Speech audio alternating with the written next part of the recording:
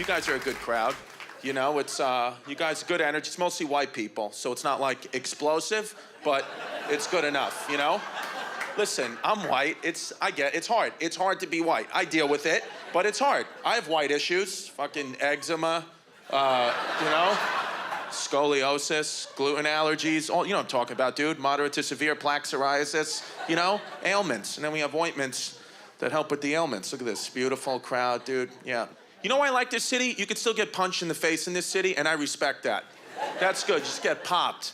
Like, I'm from, you know, Brooklyn. I live in Brooklyn now, and it used to be like Brooklyn, New York, but now it's very soft, you know, gentrified and quinoa, you know? And so nobody gets hit anymore, and I think that's a problem, you know?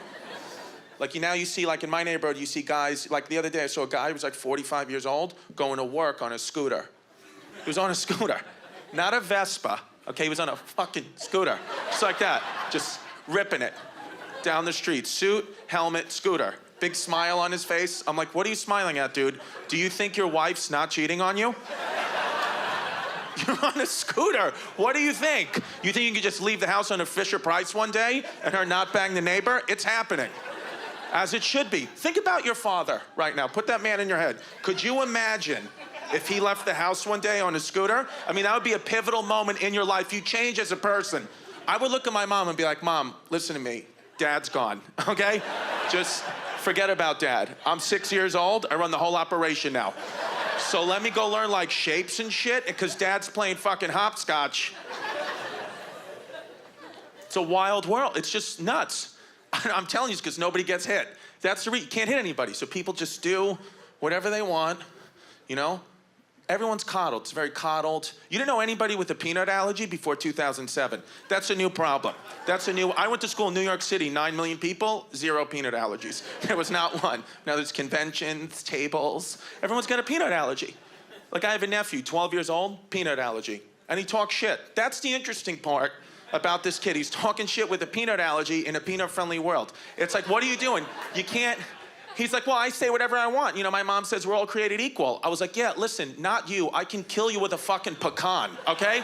So I know what your mother says. You want to look at memes and shit? I'll bring a Snickers in here, your arms will blow off. So you got to understand, certain things just don't apply to you. Shut your mouth. Shut up. But he can't. He just can't. He just wants to talk, because he's got, you know, his mom is just like, speak your truth, you know? It's just like... So he slept at my house the other day. I was like, buddy, look, I'm your uncle, all right? What does that mean? I don't really love you, okay? I mean, like, you're all right. You know, your mom is my sister. And to be honest with you, she's a bitch, too. Like, the both of you are just like, but I don't want to see you get hurt. So just don't talk. But he can't. Sleeping over. It's like 3 o'clock in the morning. You know, just check on him, make sure the kid's okay, open the door. First of all, he's laying in bed just looking at the ceiling at 3 a.m. I'm like, what, are you going through a divorce? You're fucking 12. Go to sleep. I'm like, are you okay? He goes, yeah, I'm fine. What's your problem? I was like, what do you mean, what's my problem? What's your problem? He goes, oh, what's my problem? You're my problem. I was like, no, cashews are your problem, okay? Are you kidding me? I haven't been able to bring an Almond Joy within 1,000 feet of here since I met you, bubble boy fuck. I'm not your problem, okay? You're allergic to peanuts. You have a real problem. Uncle Chris doesn't pay attention to me. Doesn't pay attention to you? I have to walk around with an AK-47 full of epinephrine anytime I take you outside in case you step on a fucking walnut. I can shoot in the neck from 1,000 feet away so you don't go into anaphylactic shock at the zoo. But I'm the problem, you know? People just don't get hit. I'm telling you, nobody gets hit. That's what it is. Like, I have a kid. I have a 3-year-old daughter, and I'm like an outcast of my friends. They think I'm like, they can't believe it. You know, my friends, they're like, that you're a little young to be a dad. I'm like, well, I'm 33. They're like, it's a little young. I'm like, if this was 100 years ago, I'd almost be dead right now. Do you understand that? I'd be dying of tuberculosis right now. My kid would be 28 years old. Like, I disagree. That's what they always say, my friend. I disagree. I'm like, what do you mean? The other day he said, one of my boys, he was like, you know, just because I don't have children, that doesn't mean I'm not a parent. I'm like, that's exactly what it means. It's word for word what it means. I disagree. What? He goes, yeah, just because I don't have children, whatever. He's like, maybe I don't have children. I have cats. Am I not their father? I was like, you're not their father. I could tell you with zero brain energy, you're not their father. Okay, I have a human child, you have a cat. You can love the cat, but it's not. He goes, no, the cats are my children. I was like, what did you just say to me? He said, the cats are my children. I'm like, you're living in one of the only times in history where you're not gonna get killed for saying what you just said. So thank God it's 2018 and you're in your safe space, because if this was like 300 years ago, Salem, Massachusetts, and you walked into that village and you said, these are the children, my cats, they would burn you at the stake immediately. There'd be no questions asked. You'd be tied to a piece of wood and set on fire, and the whole town would clap and laugh at you because we got rid of the witchcraft. But now I have to read your blog or I'm the asshole? Fuck you. Can't do it anymore. Not gonna do it. I'm not gonna do it. I just, you don't care. It's a wild thing. And the older generation, like, they don't get it. Like, not everybody's gonna agree with you, and that's okay too. Like my father, he was born in 1948 in Brooklyn. He's like a garlic knot with a heartbeat. He doesn't know when you're like, sir, you're using the wrong pronoun. He's like, what's a pronoun? He would just have no idea. So just leave him alone. Like my dad, he just thinks everybody's gay. That's what he told me the other day. He goes, you know what, Chris? I did the math. Everybody's gay now. I'm like, what math? What are you talking about? You did the math. He goes, nah, just, everyone's gay. I'm like, that's not, there are gay people, but not everybody's gay. He goes, yeah, no, everybody's gay. I was like, not everybody. He goes, yeah, you're gay. I was like, I'm not gay. And then he just looked at me. I was like, am I fucking gay? Like when your dad just, he knew. You can't even be healthy around. If you try to be healthy around my father, gay. Like I had a blueberry yogurt once when I was 15. It's never been the same since. Never. If he was here right now, he'd be like, lick the microphone, Chris, so you know you want to. So just lick it, dip it in the Chobani, go call your boyfriend. The last time I was here, I was performing on a TV special hosted by the Muppets, which is a great honor. I grew up on the Muppets, and I had to follow Fozzie Bear. I'll tell you something about Fozzie Bear. He's actually a pretty good comedian. And, well, no, the joke of Fozzie is that he's a bad comedian who also is a bear. But he's actually a great comedian, and then he's got that joke parachute catchphrase, waka, waka, waka, which is his get her done, if you think about it. And so Fozzie's just killing on stage. And even when he's not killing, he's killing. And so I'm watching from the wings of this giant theater, and I'm thinking like, oh no, like this isn't gonna go well for me, for a very specific reason. When people go to see the Muppets, they don't want to see people. I just want to see more Muppets. It's like when you're watching Sesame Street and Gordon and Maria wander in the frame, and you're like, out of there. We want to see more of the creature who lives in the garbage. So Fozzie's killing, and then he's heckled off stage by Stadler and Waldorf. That's the gay couple that lives in the balcony. And if that's not the case, I'm so confused. They go to theater 7 nights a week, and they bitch about everything. I mean, what are the clues here? And so Stadler and Waldorf heckle Fozzie, and then they introduce me, which is an insane precedent for hecklers. This idea that if a heckler defeats the comedian, they're somehow in charge of the show. It's like if a streaker ran onto the baseball field and they just threw him a mitt. They're like, third base, and oh, I don't have a uniform. And so they introduce me, and they're mean, right? That's like their whole game. So one of them goes, this next guy walks in his sleep. Oh yeah, I like sleeping during his act. Ha! Please welcome Mike Birbiglia. And I jog out on stage, and I'm so flustered by being pre-heckled by these surreal puppets that I forgot to bring my stool on stage. And I get to the center, and I look around, and I go, ah, fuck. I'll tell you who doesn't like the word fuck. People who have purchased tickets to see the Muppets. and the Muppets. The people in the audience were like, ah!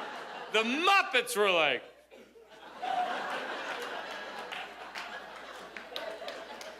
I go, sorry about that, and I jog off stage. And I jog back on stage, this time with the stool, but there's nothing I can do to get the audience on my side, because not only am I the guy who cursed during the Muppets, as far as these people know, I'm the guy who curses exclusively on the Muppets. Not even in the context of a joke. I'm just this guy who jogs on stage, says, fuck, and then jogs off stage. I'm like the villain of the Muppets. I'm like fuck monster, which is what I've been trying to get my wife to call me for years. So I'm bombing on the Muppets, literally the opposite of my childhood dream come true. When I was a kid, I remember thinking like, maybe someday I'll be on the Muppets, but I never thought, maybe someday I'll be on the Muppets, and it's not gonna go so well. After 10 minutes of this, I walk off stage, and I'm defeated, and I'm not making this up. I was consoled by Kermit. Really, he was like, I thought you were good, and I was like, not now, you know, and I just wasn't ready for it, and I just felt so bad. But the more I thought of it, the more I thought, like, maybe I'm being overly prude on behalf of the Muppets. Like, if you think about it, the Muppets have seen a lot. They're like 75 years old. Like, you think when the cameras aren't rolling that Animal doesn't curse? You think Animal's never like, this fucking snare drum sounds like shit? Pretty sure Janice has tried heroin. You know what I mean? Like, you think Janice is never like, Kermit, I am like so fucked up. Can I use your leg to tie off my arm? That's a Muppets heroin joke, and I'm pretty sure if there's a hell, I'm heading there. But I've tried not to curse on stage, you know, but you know, I've released probably 5 comedy albums that don't have the explicit lyrics label on them, but I sometimes I feel conflicted because a lot of comedians I admire most did curse on stage. You know, Richard Pryor and George Carlin, and some of them who famously don't curse are secretly criminals. This is fun for me, just watching 50 people mouth Bill Cosby. It's all couples here. There's a lot of couples. Everybody all coupled up in here? No, not at all. Single people? That's the way to play it, man. It's the summertime, right? Go out and catch that dick. She's excited.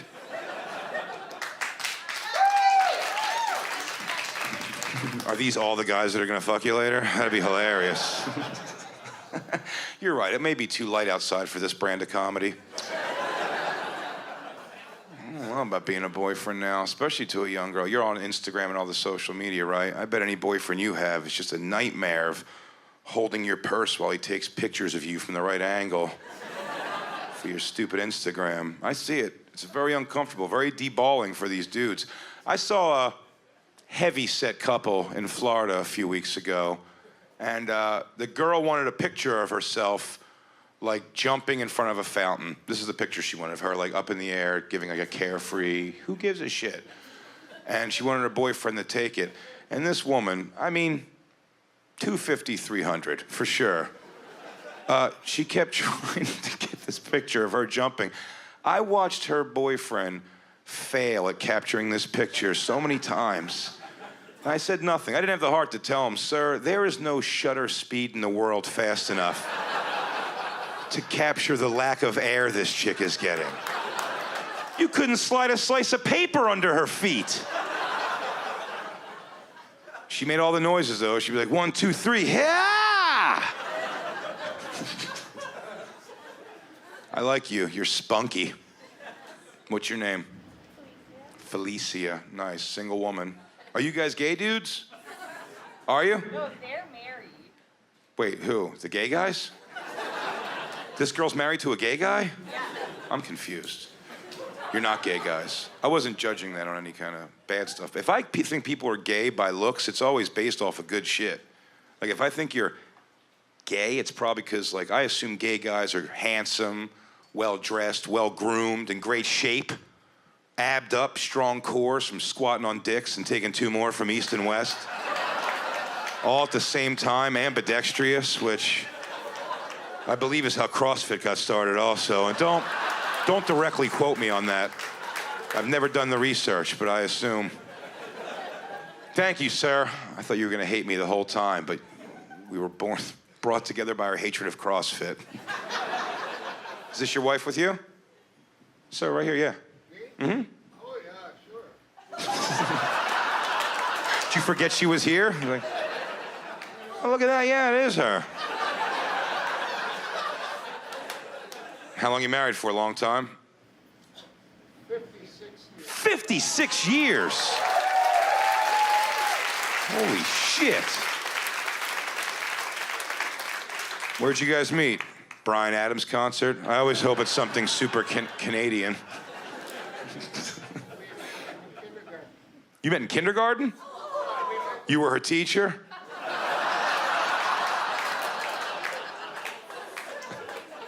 Sorry, sir, this happens in comedy sometimes. I'm just making a joke that you've been grooming a woman since kindergarten to be your child bride, and somehow it all panned out, and through years of mental abuse and control, she's now with you for 50 some odd years. That was the joke I was making, that she's a abducted person who has fallen into the role. I thought it was absurd and we were all gonna laugh, but the crowd got weird, and that's kind of like they're looking at you and being like, maybe, dude. Congratulations, sir, on 56 years of marriage. How do you keep the magic alive? Anal? No, I'm kidding. That's not what he said. He didn't say that. I'm gonna get out of here before that guy fights me. I just celebrated my 2-year wedding anniversary a month ago. Yeah, get that shit up. I give him the divorce, though. I just filed this weekend. I did, man. I can't do it, man. It's not for gay people, man. We fought for the wrong thing. We should have fought for a tax break. That was the better conversation. Just give me some money back if I live with her for 6 months. My wife wants kids, weird. I don't want them. Part of why I'm breaking out. When I do get kids, though, I'm going Asian. Getting me a solid Asian baby. Can't wait. Can't wait to go pick them out at the store. I was so hyped about it. I went and told my grandma, I was like, hey, grandma, when I adopt, I'm going Asian. She was like, Asian baby? You need to adopt a black baby. Like, pfft, I could have a black baby for free. If I'm gonna buy a baby, I'm gonna get the best goddamn baby on the market. I know how to invest in babies. You sound dumb, lady. Shut up. I got married quick, too. That's probably a problem. We moved real fast. Met in February, got married in June. Lesbian style. Shut up. I don't care about your judgment. But I feel like when you know, you know. You know, you get it wrong so many times, you know when it's right. Like, I used to have a boyfriend, and that didn't work out because I'm gay as hell. I'm gay. I'm so gay, man. But I tried. I was like, man, I'm gonna be giving out these hand jobs. It just didn't work out. I think part of the problem, too, is that he was a soft dude, man. That's why we separated. It was like different personalities. I'm an alpha, man. He was too sensitive. He would say sweet stuff, and I would get angry. Like, one time he was like, oh, Samaria, you're so beautiful. I want you to be the last woman I touch. And my first thought was like, what a faggot. Like, who says that, bruh? Like, I've seen myself naked in the mirror. I don't want to be the last woman I touch. What's wrong with you, dog? You gay, bro. My wife's super gay, too. That's a problem. I'm not as gay as her. She's hella gay. She's a bit of a nag, too, my wife. Always in your ear like wives do, but I didn't know that when I got her. I didn't know she was broken like that.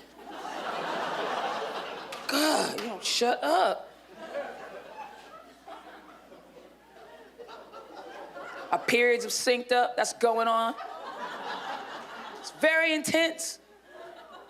It's crazy. I didn't even think about the sync up when I got gay married. Didn't even put it in my mind as a problem.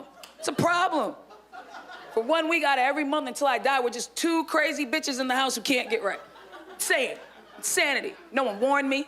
No older lesbian was like, hey, bitch, watch out for that sync up, you know?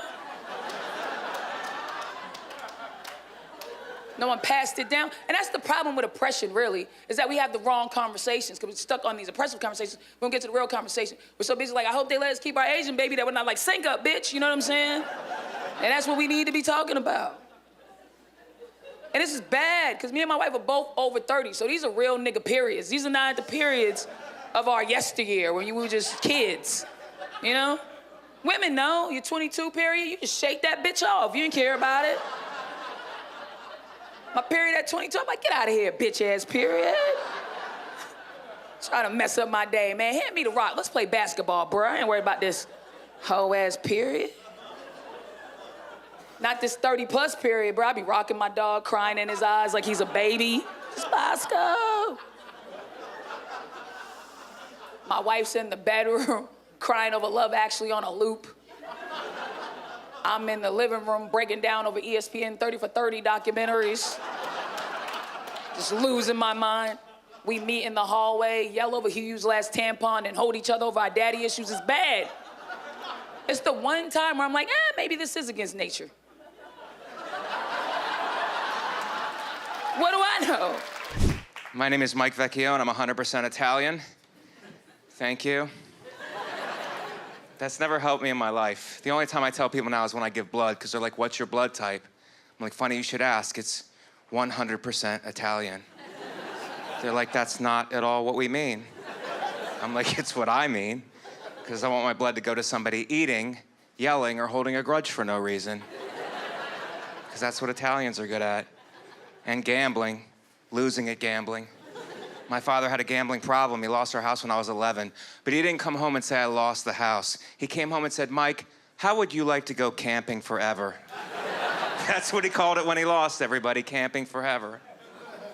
There's no help for gamblers. There's one sign as you drive into Las Vegas, says, gambling problem, please call this number. That's ineffective. It should at least say, gambling problem, I bet you won't call this number. That would be more effective. Thank you. You guys are too kind. You guys are a great crowd. Millennials, you guys are here. Thank you for coming. And thank you for paying attention. I know it's very hard for your people. I know you're probably on 12 different kinds of medications to make that happen, according to the articles that I've read. I know you have tough jobs as gluten-free web designers and vegan Uber drivers and Bitcoin Venmo managers. Or 5 jobs I could have had when I got out of high school. 5 I could have had. There was a band called The Village People. Those were your job choices. I was an Indian chief from 1991 to 1995. That's true. Thank you, guys. I'm not just saying that for shits and giggles. That's true.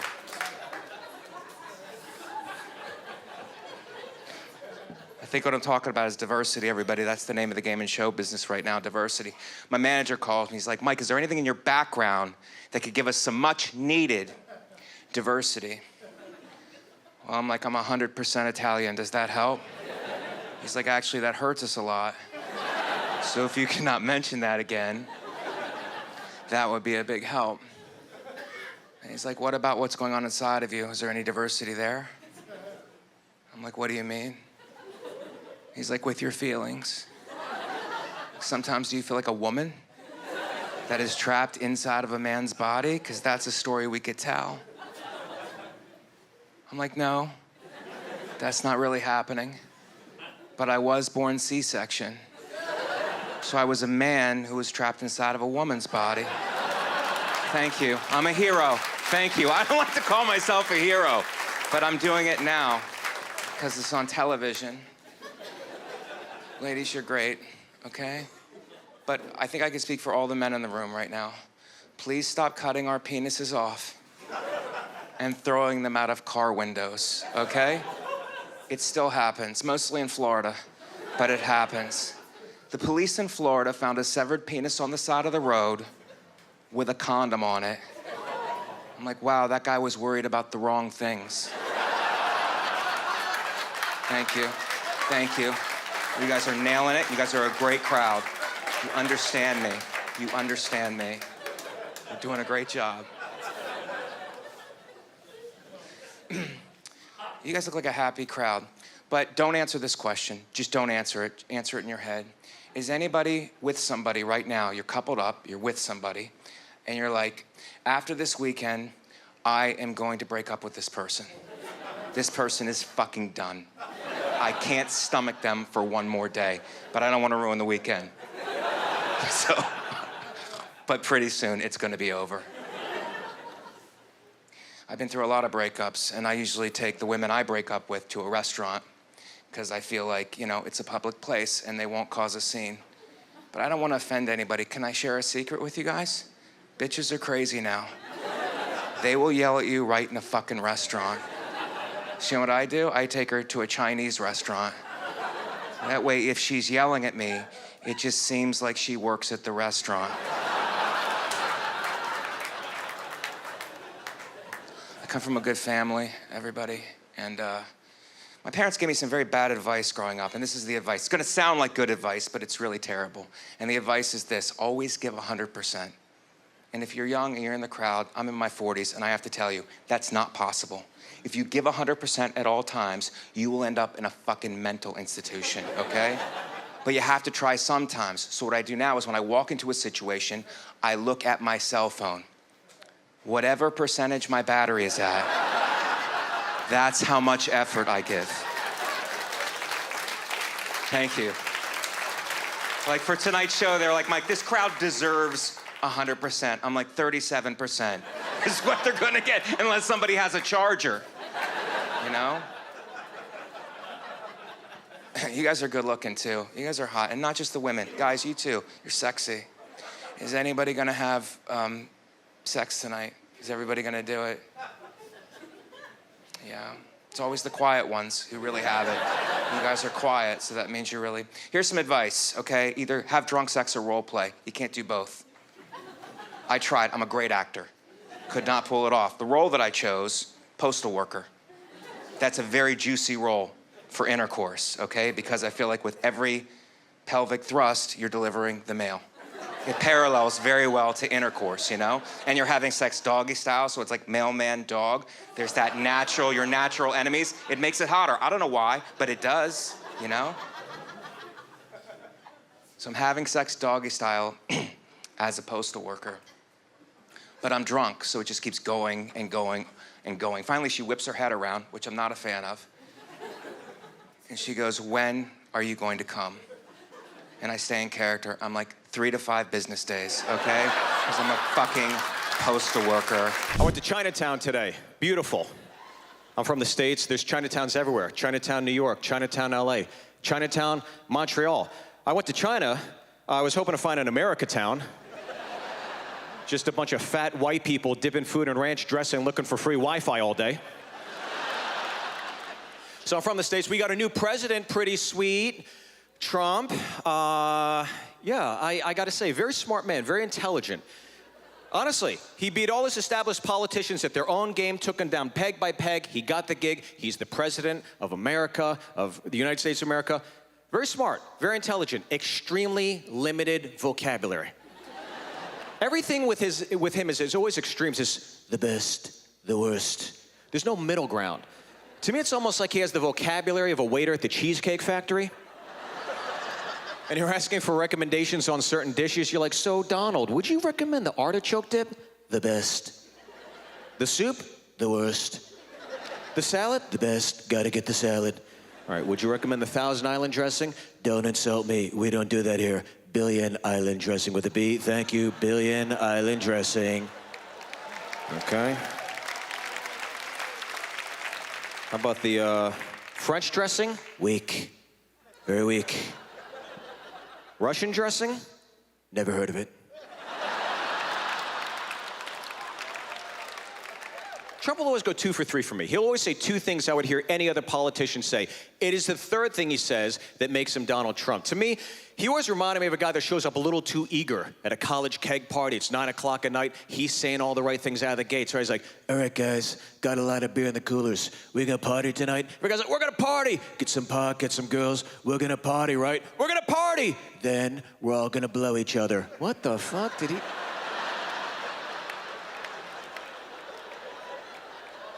So you just say we're gonna blow each other? I never said that. I never said that. Fake news. Never said that. No. I got 2 kids. Little girl, little boy. Want to do my best to impart upon them some words of wisdom, some life lessons. Want to tell my kids, do not lose the ability to laugh at yourself. I think things are getting so politically correct lately. I'll tell you this, the most insulting thing I've ever heard in my life as an Asian American is also the funniest thing I've ever heard in my life as an Asian American. I'm not making this up. You can Google this. This actually happened, okay? A few years ago, Asiana Airlines crashes. It's a tragedy. Within 24 hours, a news reporter in San Francisco cites the names of the 4 captains of this doomed airliner. I will recite them for you now. They are Captain Wee Too Low,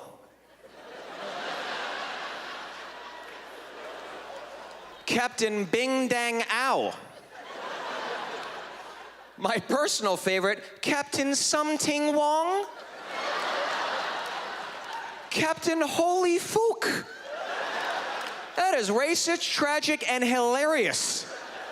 How could anybody possibly believe that those 4 names are real, let alone a news outlet in a major market? If you're on a flight and the captain comes on, welcome to Asiana Airlines, Flight 259 to Albuquerque. Let us introduce ourselves. I'm Captain Wee Too Low, Captain Bing Dang Ow, Captain Something Wong, and Captain Holy Fook. It's like, I gotta get the fuck off this plane.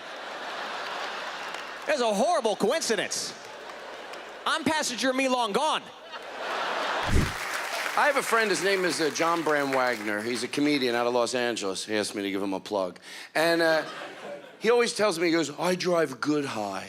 I'm like, well, then you don't get high good, right? There's no way you could enjoy, I like to get high and merge. No, it's fun. I did her when I cut my grass. I know how to live. I know how to enjoy life, okay? I like to smoke most of the time with people that are a little bit younger because they'll talk about how high they are. And when I'm high, I like to talk about how high I am. I'll say, I'm high, how high are you? They'll be like, I think I'm high too. I told a guy once I was high at a party, he goes, just relax and enjoy it. I was till you fucked it up. Why can't you talk about how high you are? Oh, you just get high to stay even. You sound like a real blast. And I like to tell people because I think sometimes they understand where it's coming from. I think when you smoke, it brings out a childlike wonder in you, an innocence, that if people know you're high, a full-grown adult, it makes sense. You'll say something, they know you're not trying to be funny, you just have your guard down, and you just said what was on your mind like a little kid, and because you're high, they accept it, and it can be funny. So I smoked once before I got on a plane. I took an edible. I only did it twice. It didn't work, and I'll tell you why. I sat down on the plane, the lady next to me, and it really started to hit me. And she asked me she goes, do you want one of my Reese's cups? And I said, I want both. Because I don't want one Reese's cup. I really don't. I know that sounds piggish. Oh, would you rather have none? Yeah, I mean, I'll eat it, but I'm not. Oh, it's done. Oh, thank you for that miniature Reese's cup. Oh, it changed my whole life. I don't want a Reese's cup unless there's another bowl waiting to be eaten. Oh, there's one in my mouth, there's one in the bowl. There's one in my mouth, there's one in the bowl. The last Reese's cup, I don't even give a shit. I'll be like, who cares? I'm not gonna enjoy it. I'm not a fan of big food. Some people, even nice people, they love bragging about their big food. Have you ever noticed this? They'll tell you, oh, do you ever go to that Schlimpty Schlickers? That's so good. They got the biggest sandwiches in the world. Honestly, you can't even fit them in your mouth. That's not appealing to me. I'm never eating a sandwich and going, this would be so much better if I couldn't fit it in my mouth. Don't you agree?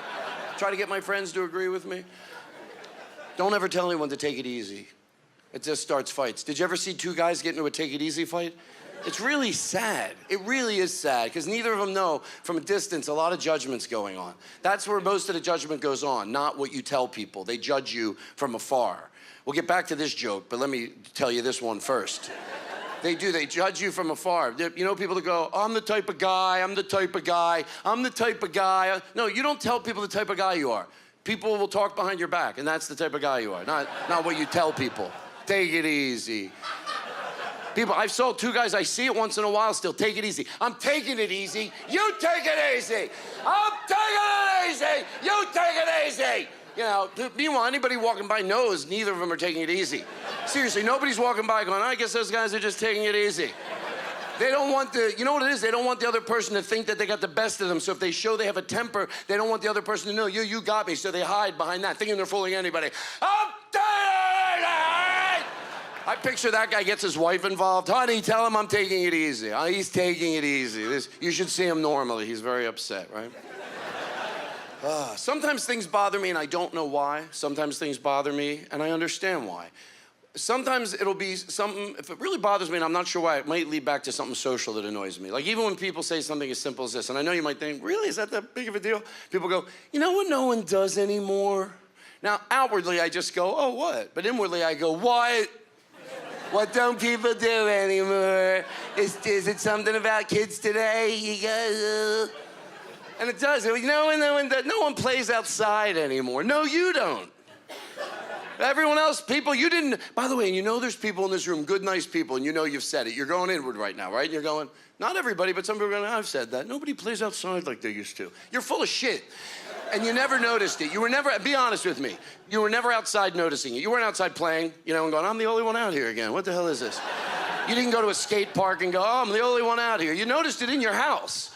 Because you get comfortable with death and be able to say, hey, I miss doing what everybody else still does. And do you not mind, do you have no mercy that you don't care that you lie to kids? Every old person, oh, everyone used to play outside. No, they didn't, okay? I'll tell you, no one, people, they act like in 1988, people were just going, there's no computers, everybody, have fun. Kids always like to be inside. No one ever liked to play outside, I'll tell you that right now. That's why parents used to go, get outside, and they fucking lock the door behind them. Kids would be like, let me in. Kids like air conditioning, it ends up. You can't say anything anymore. That's what a lot of people say. Can't say anything anymore. It's never a poet. Never a poet. It's always somebody that was asked nicely not to use the word retarded as an adjective. Oh, they go, you can't say anything anymore. It took on a new meaning. If you're still saying that word, you're not just saying it. You're saying, I've heard the argument, and it doesn't make sense, and I'm not being cold-hearted.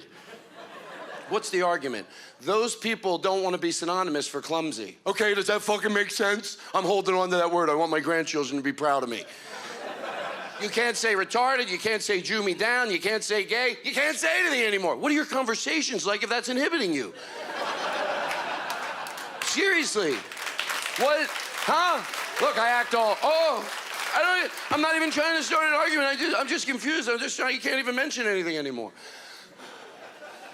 You look at everything topically, you're going to get the wrong answers, even the smartest of the smart. And I do believe this is true. I think if you look at things topically, even smart people, I see how sometimes they're like, God, I just made a clean point. But topically, everything's complex. So if you say things like, you know what's funny? There weren't peanut allergies 50 years ago. And I can see other smart people looking at it topically. Yeah, you're right. There weren't peanut allergies 50 years ago. It's bullshit, isn't it, right? Yeah, they were called unexplained deaths. Is that okay with you? Guys, can we talk about something? It's the 21st century. We've got virtual reality. We've got cars that drive themselves, and I still don't have hands. I'm pissed. I'm pissed. Where are they? Alexa, give me hands. Alexa, where are you? I don't know what to say. I feel fine. I was born like this. I feel fine about it. I don't know. I'm having a good no arms year. Things are looking good. Really saving on scissors. Things are good. A lot of my friends are getting married. They're getting married. They're getting engaged. And when a girl first gets engaged, a newly engaged woman, what's the first thing that she wants you to notice? The ring, right? She wants you to notice the diamond ring. Now, I'm not usually the go-to person for noticing this thing, as I'm sure you can imagine. I don't notice the ring firsthand, you know. And I had what do I care? You know, it's a piece of jewelry I can't wear, a body party I don't have. You know, it doesn't work. I don't put two and two together. So I had a friend of mine who got engaged, and she was trying to, you know, subtly hint at the fact that she got engaged by waving her hand in front of my face. Just waving her hand in front of my face. She's like, notice anything different about my hand? I'm like, yeah, it's starting to look a bit wrinkly. Are we moisturizing? Like, let's get some St. Ives on that shit. She's like, no, look closer, look closer. This is what my fiance paid for instead of his student loans. You know? And I feel bad. I feel bad that I never noticed the ring, so now I'm trying to make an active effort to look at girls' hands all the time so that I can be the first one to notice. And I think it's getting creepy. I think it's getting creepy. Who wants the girl with no hands to be staring intently at your fingers? Like, is she gonna take them? I don't have any experience. The only experience I have with rings is I used to wear prosthetic hands as a kid, and one time, to fit in, I tried buying a mood ring and putting them on one of the fingers. It looked ridiculous. It was always black. It wasn't good. It wasn't good. You're like, kids were like, we don't need a mood ring to know that you're sad you can't open your juice box. We know, we know. I'm not married, though. I've been trying to use the dating apps, Tinder and stuff. I actually do pretty well for myself in the dating world. People are also kind of surprised. I date a lot. I do pretty well for myself. Here is a group of people who are doing worse than amputees on Tinder. Bald men. Bald men are the hair amputees of Tinder, okay? They are. God bless them. Girls are so rude to bald men. They don't want bald men because you know why? Because bald guys, they say, are always wearing hats. So you don't know which ones are the bald guys because they're always wearing hats. And so my girlfriends are like, well, that's very deceptive. I'm like, I don't think we as women get to say that that's deceptive because we have our own thing, right? Like we have our strategic angles, you know. We wear fake eyelashes that look like tarantulas coming out of our heads. You know, we do that too. I think I mostly am just jealous that bald men have, I don't have an equivalent for that. I don't have something I can fool people with the hand situation, right? It's right in your face. Men are not warning each other about me on Tinder. They're not like, bro, heads up. Don't swipe right on the chick wearing oven mitts. She's tricking you. She's tricking you. Don't do it. There is one thing that I do feel like I'm missing out on in the hands world. There's one thing I actually really wish would happen. I don't get mistaken for celebrities. I don't have a celebrity look-alike, you know? I always thought that would be cool. I don't have a celebrity look-alike. I don't even have a regular person look-alike. I would love to be at a party and have someone come up to me and be like, you look exactly like my friend Tiffany. Instead, people come up to me at parties and say, you look like you need help wiping that Cheeto dust off your neck. I did actually have there was one time in my life where I was actually mistaken for a celebrity. It was the best day of my life. I was a teenager, I had a dark tan, I had long black hair, and I was at a bar, and a girl came up to me, and she asked me for my autograph because she thought I was Nelly Furtado. Canadian singer-songwriter Nelly Furtado. Yes. And I was like, this is very flattering, but what the hell do you think happened to Nelly Furtado? And why are you so chill about it? What kind of fan are you that you walk into a bar, spot recently armless Nelly Furtado, and your first question is, hey, I should go ask her for an autograph? I've been having a good year because 6 months ago, I masturbated for the first time ever. Women always look at me like, why? My boyfriend at the time, he was like, Zainab, there's no way you've made it into your 30s and you've never masturbated. And I was like, I've been busy. He bought me this vibrator, like this little thing. And I didn't get it. I did not get it. And then I got it. And then we broke up. Then it hit me. It hit me in that moment. Like, okay, I don't know how to like get myself in the mood like by myself. I was like, this is what porn is for. This is what porn is for. When nobody is there, this is why people do that, right? Open up my computer, Google porn. I Google actual Google porn. Porn. First video I saw the inside of a woman's entire anus. I don't mean just like, I mean inside. Like I saw kidneys and intestines. I saw Russia. I was just deep in there. I was traumatized. I closed my laptop. Walked away, I needed a break. I was like, okay, I'm gonna try this again. Opened back up my laptop. I was like, let me be more specific in my search. So I typed in make love. Doesn't exist. Pornhub didn't even give me like the courtesy Google, like, did you mean?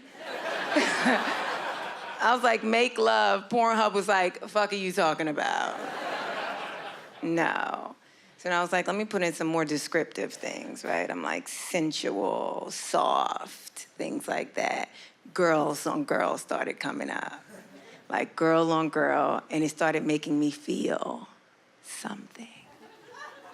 I was like, I think this is working. Am I a lesbian? So I decided to give myself a test. I was like, that's a woman, she's beautiful, will I do it to her? When I was trying to figure that out, I got lost trying to figure out where she got her sweater from. I was like, no, okay. I failed at being gay that quick. And you know, like porn, like, so I realized, okay, within it, maybe the girl on girl thing, like, is my thing, right? Like, maybe that's my thing. But then there's like so many like categories, and this is just like, I know you guys, if like, I know you're looking at me like, ooh, porn, what is that? But like 75 million clicks, you guys know what the freak porn is. But if you wanna know what's going on in the world, you don't even have to watch the news. You can like just go to Pornhub and you can get a good sense of like what people in the world are like. Like 800 million people are clicking on mom fucks daughter. One of them is your neighbor. Now I'm getting in my elevator looking at people like,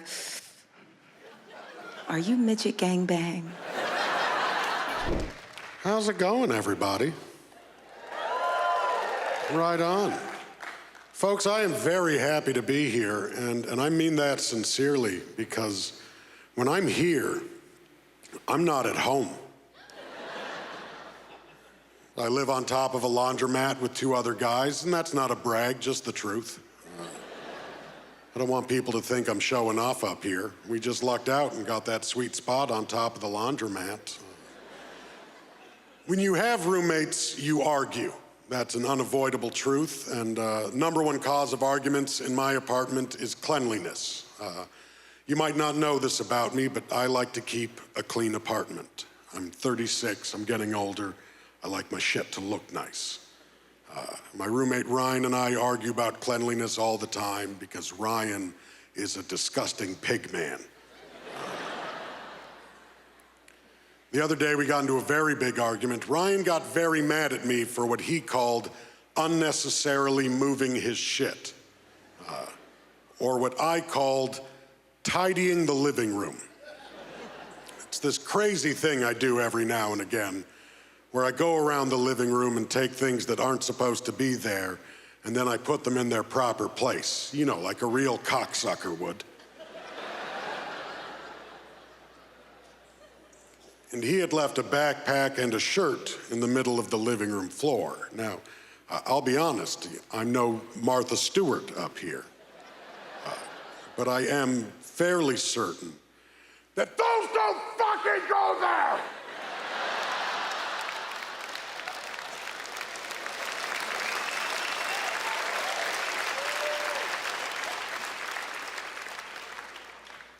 So all I did is I picked up the bag and the shirt and I put them in his room. Just opened the door and put them down. His things in his space. I didn't take his belongings and fire them down a well while laughing evilly to myself, as that would have been unnecessary. No, I quite courteously put his belongings in his bedroom, but the next day Ryan came home from work furious with me. Because apparently Ryan had been late for work because he couldn't find his backpack. And he thought that was my fault. Now, I admit it, I moved the backpack from the living room to his room that he was in. He was in his room when I put his bag in there, which means he had to step over that bag. He had to step over the thing he couldn't find to go not find it in another room. I just don't think he understands how searching works. If you're searching for something and it's not in the first place you look somewhere else, anywhere else. You try again. You don't just stand in the living room smoking bongs hoping the backpack finds you. Because that's not searching, that's waiting. That's the opposite of searching. And by the way, yes, for this story, we are just going to ignore the fact that my roommate's a 37-year-old man who thinks he needs a backpack to go to work. Just toss that one right out the window. But this was my favorite part. This was his excuse as to why I was wrong and he was right. And he said, well, it doesn't matter. I can leave my things in the living room if I want to because Buster leaves his things in the living room. And if Buster leaves his things in the living room, I'm allowed to leave my things in the living room. Now, Buster is not the name of my other roommate. Buster is my other roommate's dog. So now I'm worried. I'm worried that Ryan thinks he's a dog. Actually, I kind of hope Ryan thinks he's a dog, because otherwise, he's just stupid. Because thinking you're a dog or being stupid are the only reasons I can come up with as to why you would take cues for what is appropriate roommate behavior from the dog. You don't do that. Like, yeah, the dog is allowed to leave his things in the living room. He's a dog. He doesn't have his own room for me to put those things in, and he only owns 2 things. He's got most of a bone and what's left of a chew toy, and that's it. You don't like looking at them, you do what I do. You kick them under the coffee table. I want you to realize how borderline insane that is, thinking you're allowed to do stuff because a dog does it. The dog shits outside. That's where we take the dog to shit. Ryan, not allowed to shit outside. I don't care if the dog does it. The neighbors complained and the police were very clear about this. Ryan's not allowed to shit outside anymore. The dog's allowed to lick his balls in front of company. Not my favorite thing the dog does, but he can do it. Number 1, that's how he cleans himself. And we want him to have a nice clean crotch because that makes him feel more confident. Number 2, the dog can reach. It's just sad watching Ryan try.